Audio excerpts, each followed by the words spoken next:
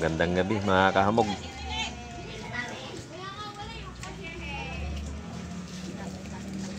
Gabi na naman. Medyo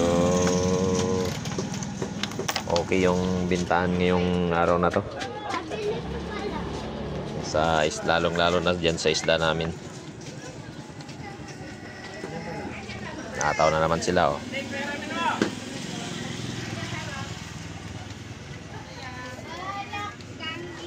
Kanina pa yan, walang tigil sila. Dito sa gulayan, di masyado. Sobrang mahal kasi ng mga gulay ngayon.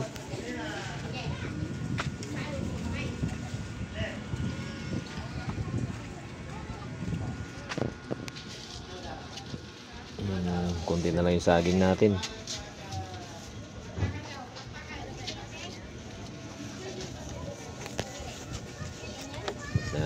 Maya kunti maglilistahan na naman tayo ng paninda. Mabilin mamaya. Ayan, may mga nakahilira na yun. Yan po yung mga pinakamahal dyan. Yan, yan mga yan. Lalong-lalo yung okra, talong, ang palaya na yan.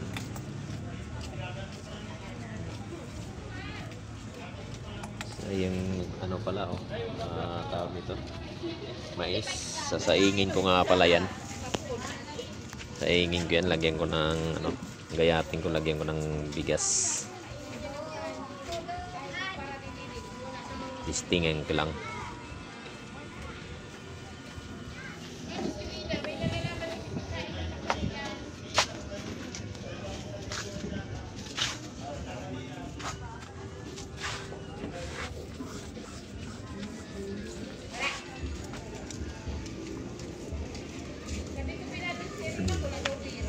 Nas alas 6, saktong alas 6.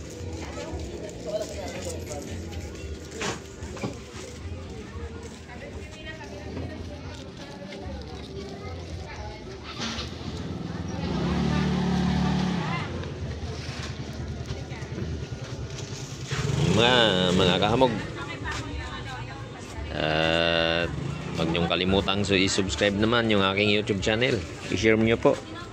Share niyo po ang aking video para umabot kahit saan, para matutulungan tayo ng ibang mga nanonood sa atin. Yung mga hindi pa nakapag-subscribe dyan, paki-subscribe na lang.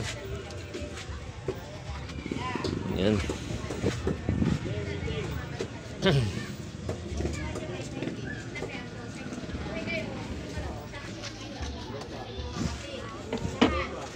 Araw-araw at ito yung content natin sa gulayan lang.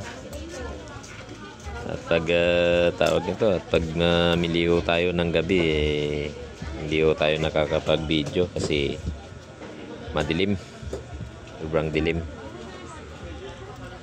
lalong-lalo na sa daanan.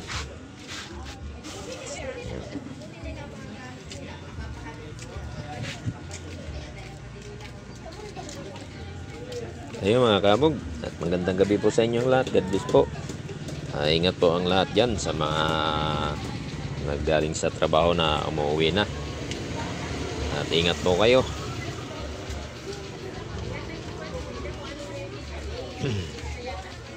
Yan, sa lahat po ng mga kababayan ko sa Romblon, shout out po sa inyong lahat. Ingat po kayo sa lahat mga nagpapalaot dyan. Medyo masama ho yata yung panahon ngayon dyan sa lugar natin.